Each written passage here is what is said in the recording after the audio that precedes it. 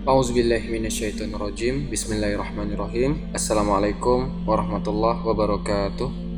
Alhamdulillahi wahda, wassalatu wassalamu ala rasulillah. Sahabat Ferry Channel, rahimakumullah. Teman-teman sekalian, kita hidup di zaman yang bisa dikatakan bahwa memang sudah akhir zaman, sehingga tak sedikit kita temui seseorang yang menzolimi seseorang, mengambil hak seseorang, mengambil harta orang, merampas harta yang bukan miliknya, korupsi, mencuri, begal, dan lain sebagainya. Sudah jelas orang tersebut dikatakan orang-orang yang zolim, orang-orang yang menzolimi saudaranya. Apakah mereka tidak takut atau mereka lupa sabda Rasulullah Sallallahu Alaihi Wasallam yang berbunyi wattaqi da'watal mazlum, hati-hati kalian doanya orang yang mazlum. Apa artinya mazlum? Adalah orang yang terzolimi. Fa innahu laisa bainahu wa bainallahi hijab. Karena sungguh doanya orang yang terzolimi itu tidak ada pembatas di antara dia dan Allah Subhanahu wa taala. Doanya langsung sampai didengar oleh Allah Subhanahu wa taala. Teman-teman sekalian yang semoga dirahmati Allah Subhanahu wa taala. Imam Az-Zahabi rahimahullah pernah menulis sebuah buku yang berjudul Al-Kabair, dosa-dosa besar. Di dalamnya beliau menceritakan salah satu cerita yang terjadi di zamannya Imam Az-Zahabi. Kawannya Imam Az-Zahabi bercerita kepada Imam Az-Zahabi bahwasanya suatu hari beliau duduk di tokonya di pasar. Ya, namanya pasar ya, ramai orang lewat, belanja dan lain sebagainya. Namun ada seseorang yang menjadi pusat perhatian orang-orang yang lain. Kenapa? Orang ini teriak-teriak mengatakan, "Man ra'ani fala yadli man ahada. Man ra'ani fala yadli man ahada." Barang siapa yang melihatku, jangan sekali-kali menzolimi seseorang. Terus orang ini mengulang-ulang, jerit-jerit, mengulang-ulang kata-kata itu. Kawannya Imam Az-Zahabi mendengar itu merasa aneh. Ada apa gerangan? Kenapa orang ini jerit-jerit begitu? Akhirnya dipanggil, "Sini duduk." Ngobrol-ngobrol, lalu ditanya sama orang tersebut, "Kenapa engkau teriak man ro'ani fala yadli man ahada? Barang siapa yang melihatku, jangan sekali-kali menzolimi seseorang. Ada apa?" Akhirnya orang tersebut bercerita. Beliau mengatakan, "Kuntu jabarum minal jababiro." Aku dulu adalah preman, begal, wa amalu inda zolama. Dan kerjaan ana setiap hari ngambil haknya orang, palakin orang. Jadi kita sekarang sedang membahas mengambil hak orang. Mau itu dipalak caranya, mau kita tipu orangnya, pokoknya kita mengambil hak orang, menzolimi orang.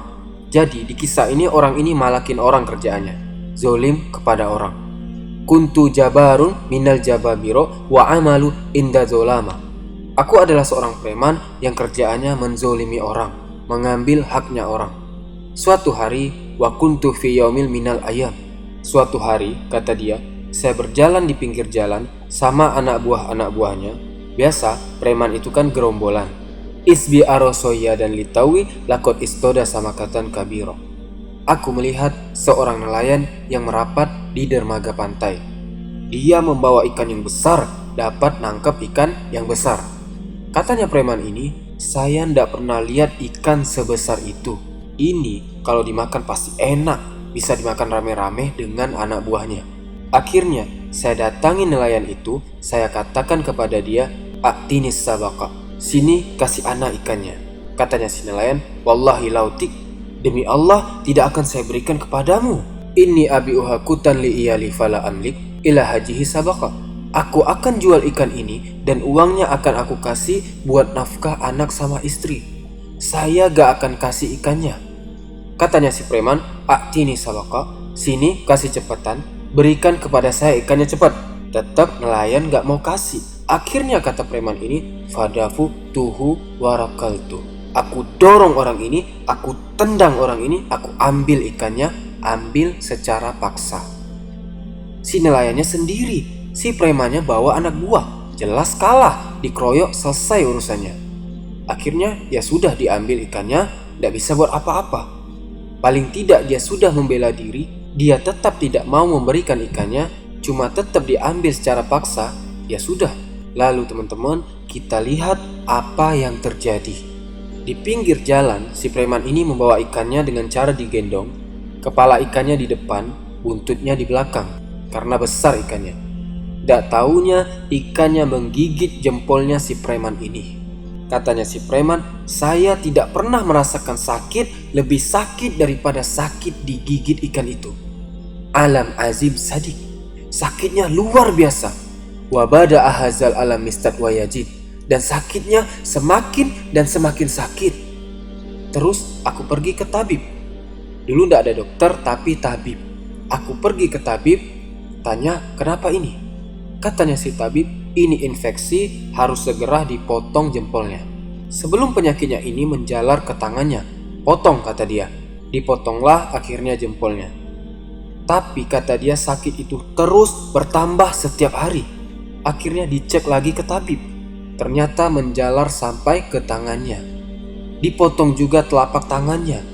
Terus seperti itu dipotong sampai ke lengannya, sampai naik terus, sampai akhirnya si tabib curiga, ada apa ini? Ini penyakit yang sangat aneh. Tidak pernah saya temui penyakit seperti ini. Sudah dipotong, masih menjalar terus. Ditanya sama tabib, apa yang kau lakukan wahai pemuda? Bingung si preman ini, lupa. Apa yang saya lakukan? Mungkinkah kau mengambil hak seseorang? Mungkin kau menyakiti seseorang? Mungkin mengambil hak orang dan kau tidak minta dihalalkan, kata si tabib. Bingung si preman, karena setiap hari ya kerjaannya seperti itu. Coba pikir dulu, ingat-ingat dulu kapan ini terjadi, kenapa sebabnya. Diingat-ingatlah oleh si preman. Ternyata dia teringat, lakot akhostu hazihi sabaka. Telah mengambil ikan itu yang telah dibuang ikannya. Karena menahan rasa sakit itu, dibuang ikannya. Saya telah mengambil paksa ikan dari nelayan itu, dan tidaklah ikan itu kecuali menjadikan tanganku sakit seperti sekarang. Sudah habis tangannya. Kata si tabib, cepetan cari nelayan itu, minta maaf, minta dihalalkan ikannya. Kalau tidak, ini penyakit akan menggerogoti tubuhmu sampai kamu mati. Akhirnya dicari teman-teman. 1 hari, 2 hari, tidak ketemu, dicari terus. Sampai subhanallah akhirnya ketemu. Saat bertemu nelayan ini, si preman ini bersimpu di depannya minta maaf. Tolong maafkan ana, tolong dimaafkan, tolong dihalalkan. Si nelayan bingung. Bangun, ada apa? Kamu siapa? Nelayannya sudah lupa teman-teman. Karena kejadian itu sudah lama. Nelayannya lupa. Akhirnya si preman cerita, ngaku. Saya orang yang dulu ngambil ikan, yang mukul dan ambil ikan kamu dulu. Tolong, saya minta dihalalkan. Apa yang terjadi teman-teman? Nelayannya itu nangis melihat keadaan orang ini yang habis tangannya. Nangis nelayannya. Akhirnya ditanya si preman ke nelayan. Katanya, pada saat aku mengambil ikanmu dulu, apakah engkau mengatakan sesuatu? Apakah engkau berdoa kepada Allah Subhanahu wa Ta'ala? Dikatakan oleh nelayannya, na'am. Qultu fiik.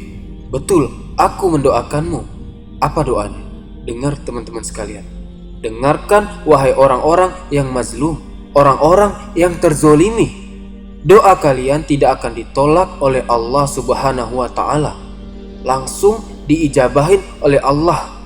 Dan hati-hati wahai orang-orang yang berbuat zolim, yang mengambil haknya orang, yang menipu orang. Hati-hati. Apa yang dikatakan oleh nelayannya? Kita dengarkan. Allahumma ya Rabb, innaka araitani quwata haza fi du'fi fa'arini quwata ka'fi. Ya Allah, engkau telah memperlihatkan kepadaku kekuatan preman ini, sedangkan aku lemah ya Allah. Ya Allah, tolong tunjukkan kekuatanmu kepada preman ini. Hanya itu teman-teman sekalian doanya. Allah tunjukkan, langsung detik itu Allah kabulkan doanya. Subhanallah. Wattaqi da'watal mazlum. Kata Rasulullah SAW, hati-hati doanya orang yang terzolimi. Hati-hati, mereka bangun sholat malam, berdoa, mengangkat tangannya, mendoakan orang yang menzolimi, sedangkan orang yang dizolimi tidur pulas. Dan ingatlah bahwa Allah tidak pernah tidur. Jangan sekali-kali kita menzolimi seseorang. Mungkin itu yang bisa Ana sampaikan. Subhanakallahumma wa bihamdika asyhadu alla anta astaghfiruka wa atubu ilaik. Wallahu ta'ala a'lam. Wa sallallahu ala nabiyyina Muhammad wa ala alihi wasallam. Assalamualaikum warahmatullahi wabarakatuh.